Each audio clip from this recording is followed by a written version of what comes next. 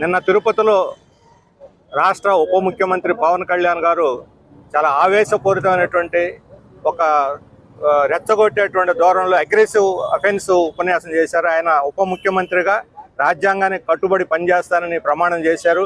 రాజ్యాంగం ప్రకారం అన్ని మతాలను సమానంగా చూడాలి. మతాల ప్రస్తావన తీసుకురావడం తప్పు కాదు.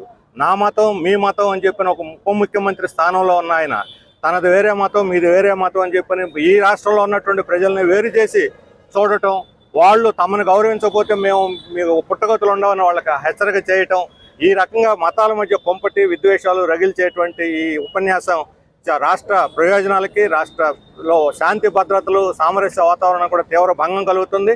ఈ విషయంలో తెలుగుదేశం ముఖ్యంగా ముఖ్యమంత్రి వాళ్ళ ఉమ్మడి ప్రభుత్వం ఇది, ఆయన ఉప ముఖ్యమంత్రిగా ఉన్నారు. ముఖ్యమంత్రి గారు కూడా స్పందించాలి, తెలుగుదేశం స్పందించాలి. ఈ రకమైనటువంటి ధోరణితోనే రాబోయే రోజుల్లో పరిపాలన నడుస్తుందా, లేకపోతే రాష్ట్రం మొత్తాన్ని ఐక్యంగా అన్ని కులాలు